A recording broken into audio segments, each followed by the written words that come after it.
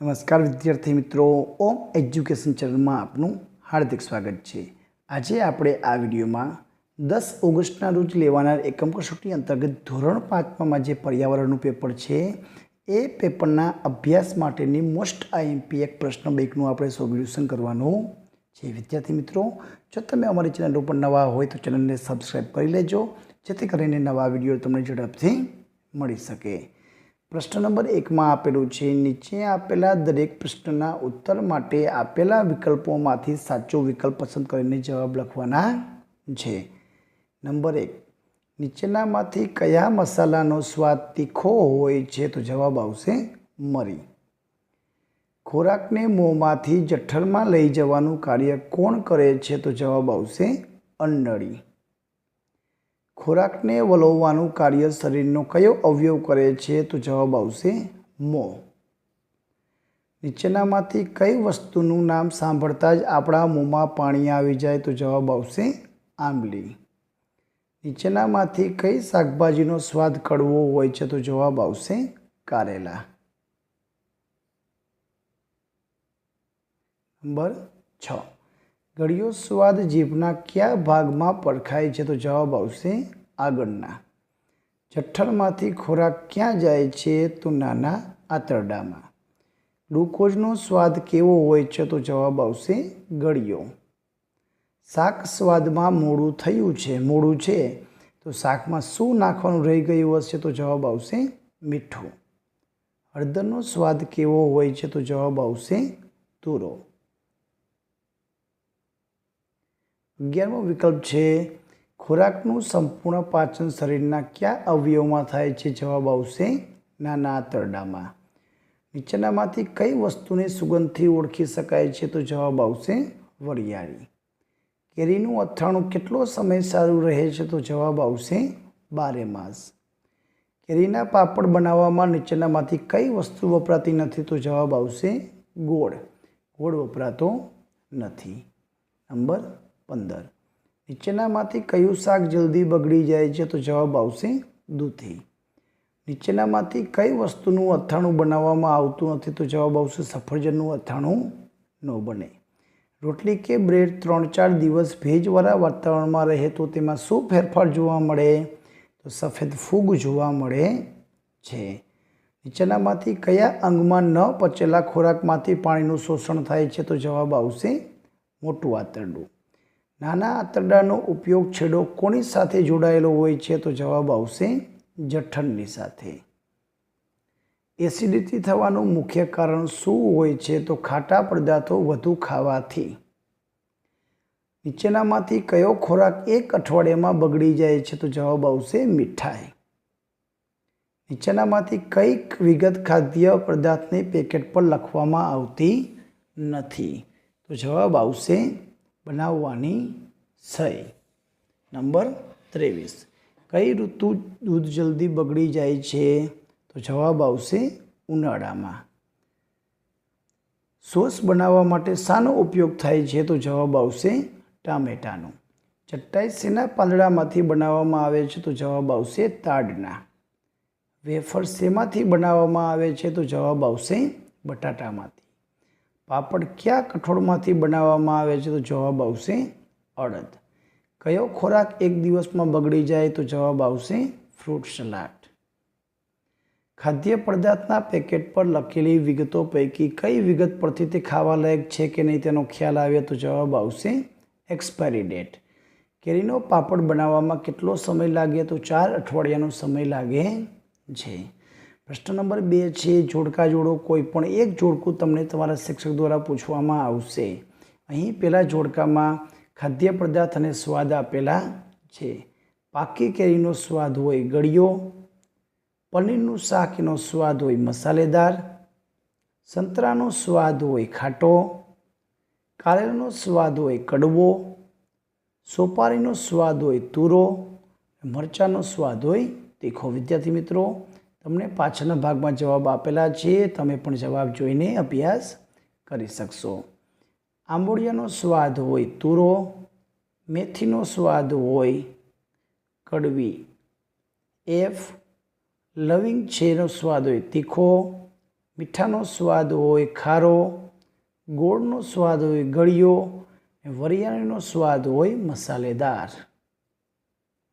આગળ જોઈએ પાચનના અંગો છે અને તેનું કાર્ય. તો મોં દ્વારા છે એ ખોરાકમાં લાળરસ મેળવવાનું કામ કરે છે.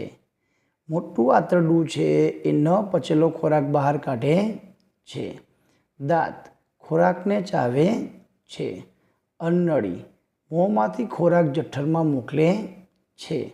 જઠર ખોરાકને વલોવે છે. નાનું આંતરડું એ મોટાભાગના ખોરાકનું પાચન કરે છે.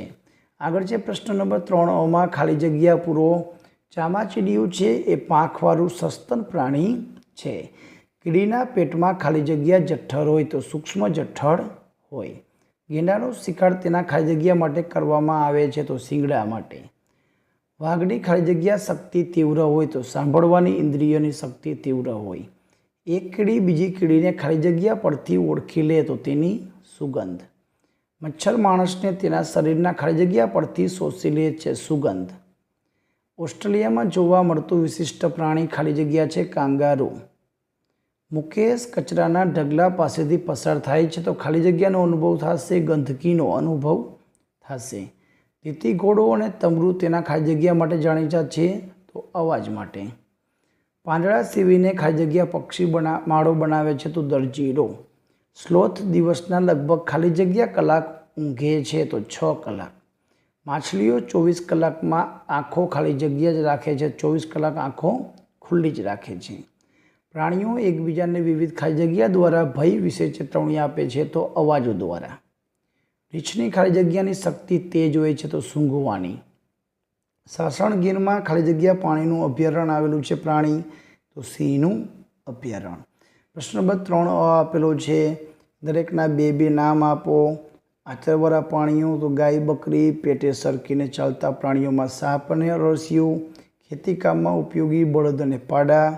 કુદરતી સફાઈ કામદારમાં ગરુડ અને કાગડો. શાકાહારીમાં આવશે સસલું અને ગાય અને માંસાહારીમાં આવશે વાઘ અને સિંહ. વિદ્યાર્થી મિત્રો આના સિવાય નામ પણ તમે લખી શકો છો. પ્રશ્ન નંબર 3 છે. નીચેના પ્રશ્નોના એક વાક્યમાં જવાબ આપો. વિદ્યાર્થી મિત્રો અહીં જવાબ મેં ટૂંકમાં લખેલા છે, તમારે પૂરા જવાબ લખવાના છે. કયા પ્રાણી પાસે પસાર થતાં તેના કાન ઊંચા થાય તો કૂતરા. મીઠાઈ વેરાઈ જાય ત્યારે પરવરમાં કયું જીવજંતુ આવી જાય તો કે કીડી. ગંધની ઇન્દ્રિય ક્યાં મદદરૂપ થાય છે તો સુગંધ અને દુર્ગંધને પારખવામાં. તમે કચરાના ઢગલા પાસેથી પસાર થાઓ તો કેવો અનુભવ થાય? ગંદી વાસ આવે. કયા બે પક્ષી મનુષ્ય કરતાં 4 ગણું દૂર જોઈ શકે તો સમડી અને ગરુડ. ફક્ત રાત્રે જાગતા પ્રાણી પક્ષીને વસ્તુઓ કેવા રંગની દેખાય તો સફેદ અને કાળા રંગની જ દેખાય.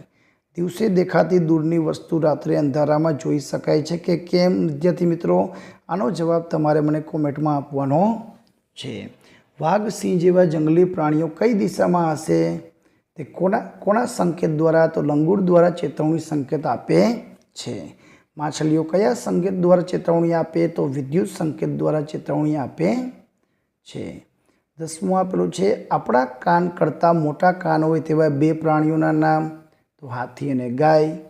પ્રાણી કયા અંગ દ્વારા સાંભળે છે તો કાન દ્વારા. હાથીના નાકને શું કહેવાય તો સૂંઢ કહેવાય. કઈ જગ્યાએ દુર્ગંધનો અનુભવ થાય તો કચરો, ગંદકી, ગટર પાસે દુર્ગંધનો અનુભવ થાય. મચ્છર આપણને કઈ રીતે શોધી લે તો સુગંધ પરથી શોધી લે છે. માણસની જેમ આગળની તરફ આંખ હોય તેવું કયું પક્ષી છે તો જવાબ આવશે ઘુવડ. કાનના સ્થાને નાના છિદ્રો હોય તેવા 2 પક્ષીઓનું નામ કોઈ પણ 2 ચકલી અને કબૂતર લખી લેવાના છે. માત્ર જમીન પરની ધ્રુજારી સાંભળવાનો અનુભવ કોણ કરે છે તો સાપ. ગરોળી કઈ ઋતુમાં ઘરમાં નહીવત દેખાય છે તો શિયાળામાં. ડોલ્ફિન એકબીજાને સંદેશ આપવા શું કરે તો અવાજો કરે. ગાય કેટલી કલાક ઊંઘે તો 4 કલાક. જીરાફ કેટલી કલાક માટે જાગે તો 22 કલાક. વાઘનો અવાજ ક્યાં સુધી પહોંચી શકે તો 3 કિલોમીટર સુધી. રેશમનો કીડો માદા કીડાને કઈ રીતે ઓળખે છે તો સુગંધ દ્વારા. બીજા પ્રાણીઓની વાતચીતને ચેતવવાનું કાર્ય કયું પ્રાણી આપે તો લંગૂર અને ડોલ્ફિન. સ્લોથ કેવી રીતે ઊંઘે છે? તો ડાળી પર ઊંધા લટકીને ઊંઘે છે. વિદ્યાર્થી મિત્રો, હવે પ્રશ્ન નંબર 4, મને ઓળખો, મારું નામ લખો, એ પ્રશ્નનું સોલ્યુશન અને પ્રશ્ન નંબર 5નું સોલ્યુશન આપણે ભાગ નંબર 2માં જોશું. જો તમે અમારી ચેનલ ઉપર નવા હોય તો ચેનલને સબસ્ક્રાઈબ કરી લેજો, જેથી કરીને નવા વિડીયો તમને ઝડપથી મળી શકે. આભાર, ધન્યવાદ.